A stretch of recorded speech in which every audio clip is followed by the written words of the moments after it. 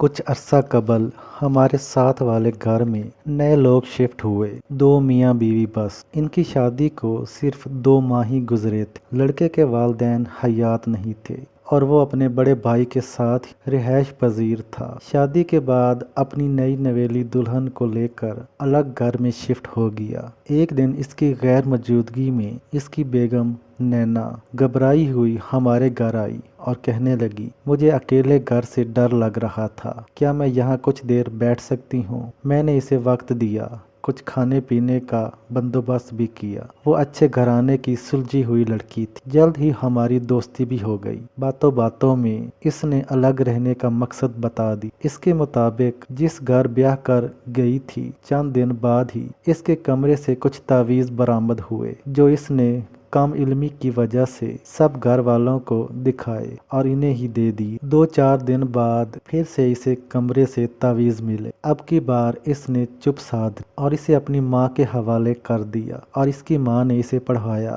تاویز کے مطابق اول تو نینا کے ہاں اولاد بند کروائی گئی تھی اور اگر اس کے ہاں کوئی بچہ پیدا ہو بھی جائے تو وہ پیدا ہوتے ہی مر جائے۔ استغفر اللہ استغفر۔ نینا خاصی ڈپریس ہوئی۔ ہم نے اسے بہت دلاسا دی، اللہ کی ذات کی بڑائی بیان کی، اسے تسلی دی کہ اللہ سب کا ہے، وہ بہت رحمان اور رحیم ہے، لہٰذا اپنا فوکس اللہ کی ذات سے اچھے کی امید پہ رکھو، مارنے والے سے بچانے والے کی ذات زیادہ بڑی ہے۔ پورا وقت ہم اس کی دل جوئی میں لگے رہے اور اکثر یہی سوچتے تھے کہ بچے تو پھول ہوتے ہیں، کوئی اتنا ظالم کیسے ہو سکتا ہے۔ ویسے بھی زندگی میں اور بھی بہت سی الجھنیں ہیں اور ایسی بے تکی باتوں پر ہم دھیان نہیں دے سکتے تھے۔ جانے میرے رب کو کیا منظور تھا۔ اللہ کے کام اللہ ہی جانتا ہے۔ انسان کی عقل اس کے فیصلوں تک پہنچ بھی نہیں سکتی۔ اس کے ہاں پہلی بچی پیدا ہوئی اور اگلے ہی لمحے دم توڑ گئی۔ جو پھول پوری طرح سے کھلا بھی نہیں اور مرجھا گیا۔ یہ ایسا دل خراش واقعہ تھا کہ ہم لاکھ کوشش کے باوجود اسے اس کیفیت سے نہیں نکال سکے۔ اس کا بار بار یہی کہنا، یہ سب تعویذ کا اثر تھا۔